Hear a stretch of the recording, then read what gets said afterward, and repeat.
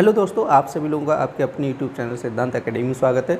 देखिए, इसमें हम लोग डीएलएड सेकंड सेमेस्टर का मैथ पढ़ने वाले हैं और ये देखिए मैथ की चौथी क्लास है। इससे पहले 3 क्लासें हो चुकी हैं। ठीक है, जिन लोगों ने नहीं देखी वो लोग यूट्यूब पर प्लेलिस्ट में जाकर देख सकते हैं। देखिए, पिछली क्लास में हम लोगों ने जो फर्स्ट चैप्टर था मैथ का, लासा तथा मासा, उसको देखा था। तो देखिए, इस क्लास में हम लोग क्या करेंगे, जो लासा तथा मासा से रिलेटेड जो भी क्वेश्चन है, ठीक है, इंपॉर्टेंट क्वेश्चन है जो आपके एग्जाम में पूछे जाते हैं, उन क्वेश्चनों को आज की क्लास में हम लोग देखने वाले हैं। तो देखिए, क्लास को स्टार्ट करने से पहले जिन लोगों ने अभी तक चैनल को सब्सक्राइब नहीं किया है, कृपया वो लोग चैनल को सब्सक्राइब करें और ज़्यादा से ज़्यादा शेयर करें, जिससे कि ज़्यादा से ज़्यादा लोग जुड़ सकें। तो देखते हैं आज की क्लास का जो फर्स्ट क्वेश्चन दिए गए वो क्या दिए गए। तो देखते हैं फर्स्ट क्वेश्चन। तो देखिए, सबसे पहले हम लोग क्या करेंगे, इसमें कुछ ऑब्जेक्टिव क्वेश्चन हैं उनको देखेंगे, उसके बाद आपके जो भी 1-1, 2-2 नंबर के क्वेश्चन हैं तो उनको देखेंगे। तो पहला क्वेश्चन कह रहे हैं कि कोई संख्या यदि कह रहे दी हुई 2 या 2 से अधिक व्यंजकों को पूरा विभाजित करे उस व्यंजक को कहा जाता है। कह रहे अपवर्तक, समापवर्तक और कह रहे हैं समापवर्त, अपवर्त। तो देखिए, अपवर्तक किसे कहते हैं, तो यहाँ पर आप लोग देख लीजिएगा कि जिन संख्याओं से कोई संख्या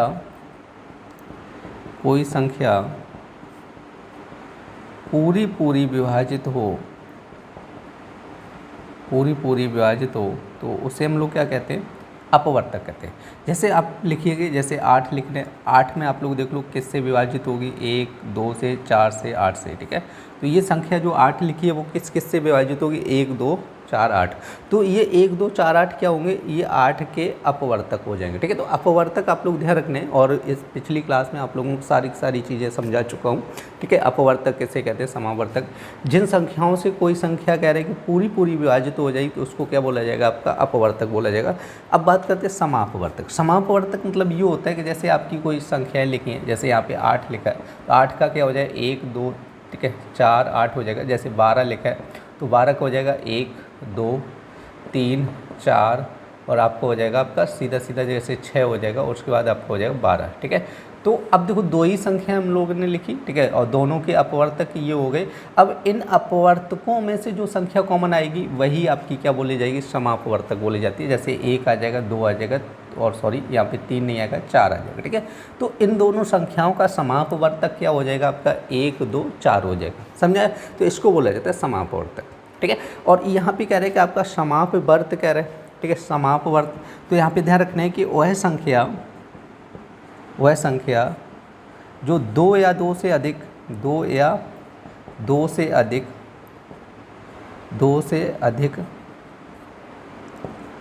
संख्याओं से पूरी विभाजित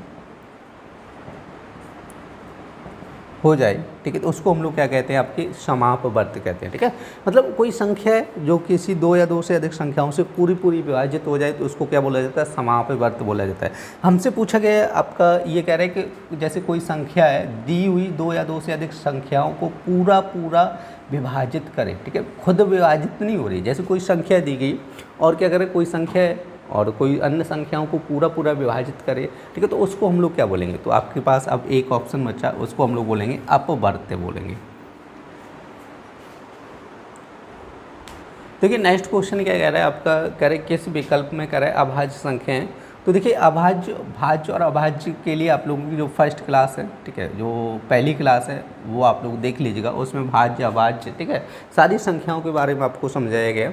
तो देखिए, यहाँ पे भाज्य जैसे ये 4 और 6 ये आपकी अभाज्य संख्या नहीं, ये भाज्य संख्या है। जैसे 4, 6 इसमें भी दिया गया है, ये दोनों देखो भाज्य हैं। ठीक है, अब जैसे भाज्य संख्याओं और अभाज्य के बारे में पता होगा कि जो संख्या, ठीक है, स्वयं और 1 के अतिरिक्त किसी अन्य से विभाज्य हो जाएगी तो उसको बोला जाता है भाज्य। ठीक है, जो स्वयं और 1 के अतिरिक्त मतलब स्वयं और 1 से विभाजित होगी तो उसको बोला जाता है अभाज्य। ठीक है, मतलब किसी अन्य संख्या से यदि भाग नहीं जा रहा है तो उसको क्या बोला जाएगा, अभाज्य संख्या बोला जाएगी। देखो, 1 से और स्वयं से तो सारी संख्याएं विभाजित होती हैं, बट किसी अन्य संख्या से विभाजित होनी चाहिए। सभी अगर अन्य संख्या से विभाजित हो रही तो उसको हम लोग बोलेंगे भाज्य संख्या। जैसे 4 और 6 लिखा है तो 4, 6 में जो 4 में 2 का चला जाएगा, 6 में 3 का चला जाएगा, इसमें 2 का भी चला जाएगा 6 में, तो ये तो वह संख्याओं से विभाजित है। तो इसके लिए इसको भाज्य बोला जाएगा, ठीक है। तो अब इसमें जैसे आपका करें 1 2 3 4, 4 आपका इसमें 2 का चला जाएगा, तो ये भी आपका क्या हो गया, भाज्य हो गया 4, ठीक है। तो हमारा आंसर हो जाए 1 2 3, डी ऑप्शन आपका आंसर हो जाएगा करेक्ट। देखिए नेक्स्ट क्वेश्चन क्या कह रहे हैं कि 9 12 18 का लासा ज्ञात कीजिए। और देखिए लासा निकालना बहुत ही आसान है, जब ऑब्जेक्टिव क्वेश्चन होता है तो कोई दिक्कत नहीं है, आपको क्या करना है कि भाग करना है, ठीक है।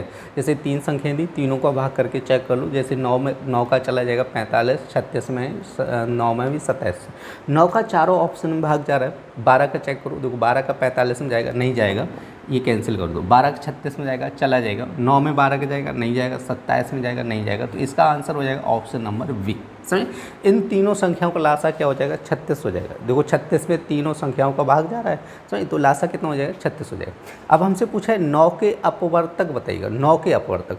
तो आप लोग देख लीजिएगा किसमें 9 का पूरा भाग जा रहा है, भाई आपका क्या हो जाएगा, अपवर्तक हो जाएगा, ठीक है। तो जैसे इसमें 1 में 9 में 18 में, इसमें तो जाएगा नहीं, इसमें भी नहीं जाएगा। जैसे यहाँ पे 3 लिखा है, इसमें भी नहीं जाएगा। तो आपका आंसर हो जाएगा ए ऑप्शन, 9 18 27 36 आंसर हो जाएगा।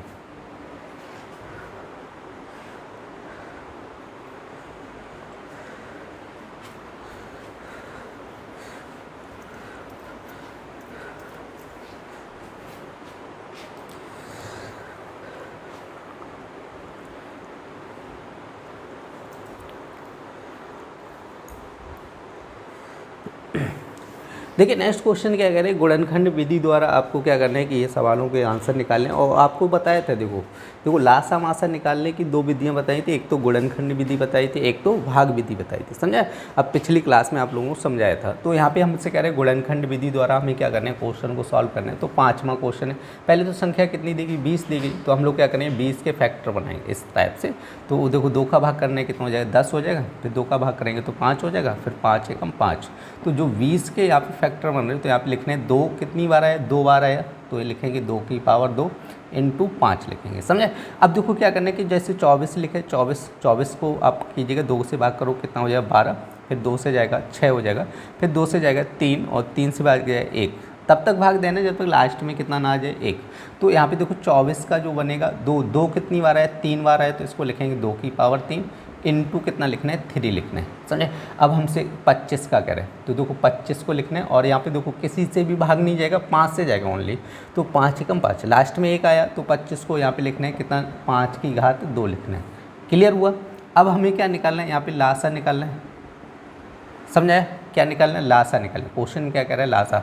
और लासा आप लोग ध्यान रखना है कि जो संख्याएं कॉमन आती हैं उसको भी लिखना है, जो संख्याएं कॉमन नहीं आती उसको भी लिखना होता है। तो देखो यहाँ पे यदि हम लोग बात करें तो 2 की पावर 2 और 2 की पावर 3 केवल 2 संख्याओं में कॉमन आ रही है। तो देखो यहाँ पे कौन सी कॉमन आएगी, आपकी 2 की पावर 2 लेना है कि 2 की पावर 3 लेना है। तो ये चीज़ आप लोग हमेशा ध्यान रखना है। पिछली क्लास में भी आप लोगों को बताया था कि जब लासा निकालते तो हमेशा ध्यान रखने की बड़ी घात को हम लोग क्या करते हैं, कॉमन लेते हैं, समझा। यदि अब हम लोग मासा निकालेंगे तो क्या करना है, छोटी पावर को लिखना होता है यहाँ पे। जैसे 2 की पावर 2, 2 की पावर 3 है। तो यहाँ पे लासा निकाल ले तो यहाँ पे कितना लिखना होगा, 2 की पावर 3 लिखना होगा इंटू। अब देखो यहाँ पे देखो इन दोनों में क्या मिल रहा है, 5 की पावर 1, 5 की पावर 2। तो यहाँ पे लिखना है 5 की पावर 2। अब देखो हमें कॉमन क्या नहीं मिल रहा है, 3 कॉमन नहीं मिल रहा है, समझे। इसी तरह करो, देखो 2 संख्याओं में भी कॉमन मिल जाता है, उसको भी लिखना है, ठीक है। अगर कॉमन नहीं मिल रहा है उसको भी लिखना है, ये चीज़ आप लोग ध्यान रखना है। तो अब देखो यहाँ पे क्या करना है, 2 का क्यूब कितना हो जाएगा, 8 हो जाएगा। और यहाँ पे 5 का स्क्वायर कितना हो जाएगा, 25 गुणे 3 हो जाएगा, समझे। अब देखो गुणा करो, 25 8 कितना हो जाता है आपका, 200 हो जाता है। 200 गुणे 3 करेंगे कितना हो जाएगा, 600 हो जाएगा, ठीक है। तो इसका जो लासा बनेगा वो कितना बन जाएगा, 600 बन जाएगा। ये आपका आंसर हो जाएगा। तो देखते हैं नेक्स्ट क्वेश्चन। कह रहे हैं कि आपका 12 16 18 का लासा ज्ञात कीजिएगा, ठीक है। तो लासा पूछा गया 12 16 18 का। तो आपको वही गुणनखंड विधि लगानी है क्वेश्चन नंबर 6 के लिए। तो सबसे पहले हम लोग क्या करेंगे, जो 12 दिए गए उसका फैक्टर बनाओ, ठीक है। तो इस टाइप से 2 6 12 हो जाएगा, 2 3 6 और 2 एकम 2। तो 12 को लिखना है, देखो 2 कितनी बार आया, 2 बार आया। तो 2 की पावर 2 गुणे 3 लिखना है, समझा। अब जैसे 16 का करना है, अब 16 का क्या हो जाएगा, 2 8 16 हो जाएगा, 2 चौको 8 हो जाएगा, 2 दूनी 4 हो जाएगा और 2 एकम 2 हो जाएगा।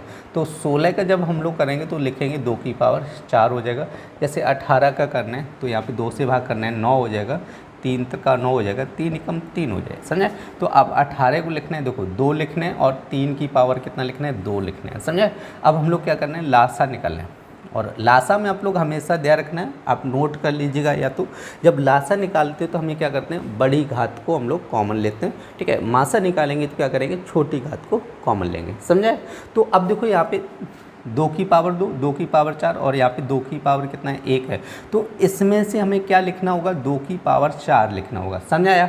अब देखो यहाँ से देखो 3 की पावर 1, 3 की पावर 2, तो यहाँ पे क्या लिखना होगा, 3 की पावर 2 लिखना होगा, समझे।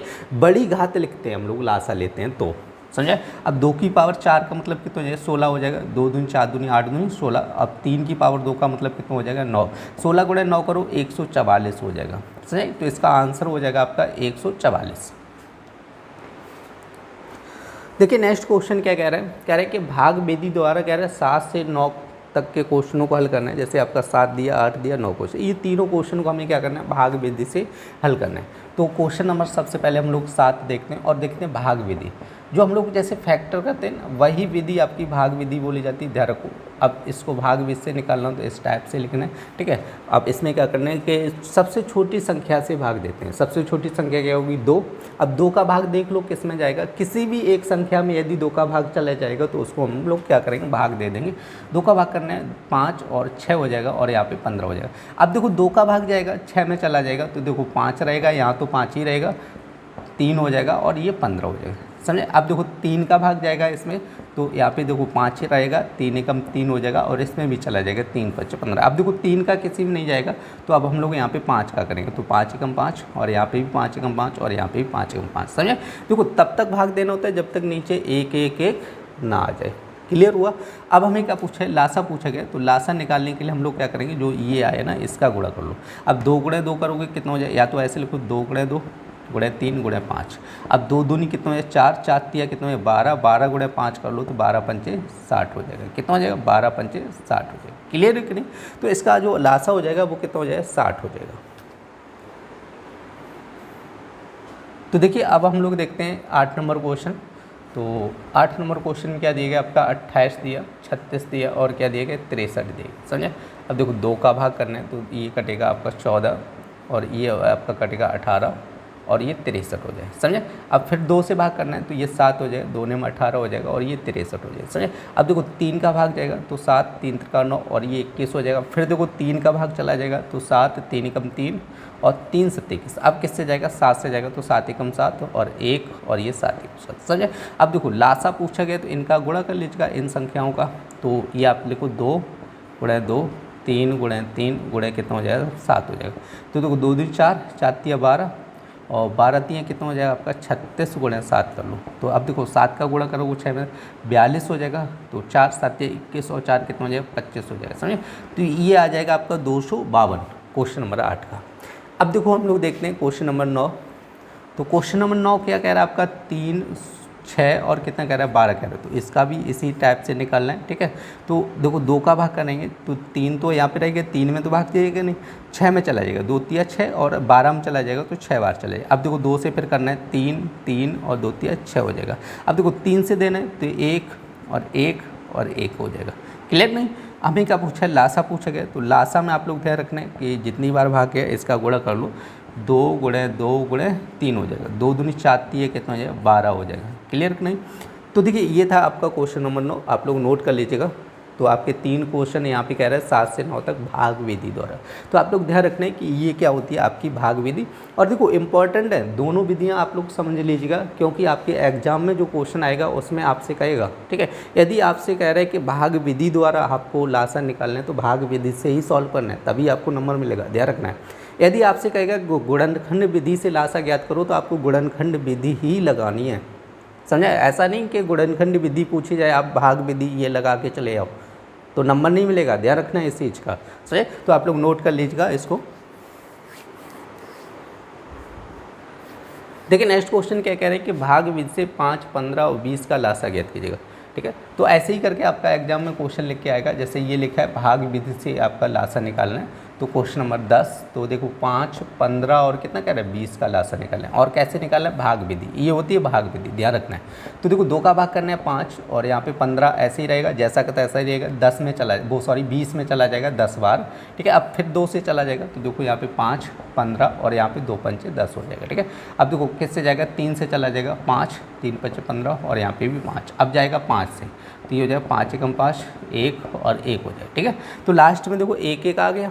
अब हम लोग क्या करेंगे, लासा निकालना है, तो यहाँ पे लासा निकालना है, तो क्या करना है आपको, 2 गुणे 2 गुणे 3 गुणे 5 हो जाएगा, सही। अब 2 दूनी 4 या 12 पंचे कितना हो जाएगा, 60 हो जाएगा, ठीक है। तो इसका लासा कितना आ जाएगा, 60 आ जाएगा, क्लियर कि नहीं। तो आप लोग देखिए ये क्वेश्चन नंबर 10 था। अब यहाँ पे क्वेश्चन नंबर 11 कह रहे हैं कि 24 और 36 का मासा ज्ञात करना है, ठीक है। तो सबसे पहले आप लोग इसको नोट कर लीजिएगा, उसके बाद हम लोग 11 नंबर क्वेश्चन को देखेंगे। तो देखिए 11 नंबर कह रहा है कि 24 और 36 का मासा ज्ञात करना है। जैसे आपकी लासा की 2 विधियाँ होती हैं, ऐसे ही मासा निकालने की भी 2 विधियाँ होती हैं, ठीक है। आपकी गुणनखंड विधि होती है और भाग विधि होती है, ठीक है। तो यहाँ पे कुछ भी नहीं कह रहा है, तो हम लोग चाहते हैं तो भाग विधि भी लगा सकते हैं, ठीक है। तो हम लोग क्या करेंगे, 11 नंबर क्वेश्चन के लिए 24 का भाग कर दो 36 में, ठीक है। तो कितनी बार जाएगा, 1 बार जाएगा, 24 से कम 24। अब देखो घटाओ कितना हो जाएगा, यहाँ पे 12 बचेगा, तो 12 का भाग करो 24 में, कितनी बार जाएगा, 12 दूनी 24, पूरा पूरा कट गया। तो इसका जो आपका मासा पूछेगा ना, तो इसका मासा हो जाएगा आपका 12, ठीक है, क्योंकि पूरा पूरा भाग किससे गया, 12 से गया। इसका मासा कितना हो जाएगा, 12 हो जाएगा।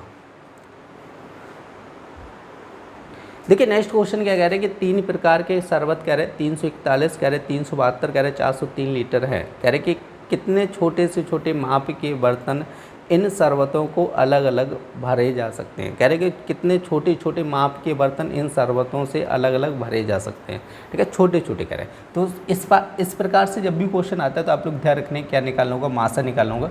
तो सबसे पहले जैसे 12 नंबर क्वेश्चन दिया है, 341 का हम लोग 372 में भाग करेंगे, तो 3 से 41 का हम लोग करेंगे 372 में भाग। तो देखो कितनी बार जाएगा, 1 बार जाएगा, तो 341 हो जाएगा, 2 में से 1 गया, 1 बचेगा और यहाँ पे बचेगा 31। अब देखो 31 का भाग करना है 341 में, ठीक है। तो 341 में करना तो 1 बार जाएगा, 31 से कम 31, 4 में से 1 गया तो 3, 1 हो जाएगा, तो 31 से कम 31 हो जाएगा, ठीक है, ये बन जाएगा, क्लियर नहीं। तो देखो 31 से ये पूरा कट गया।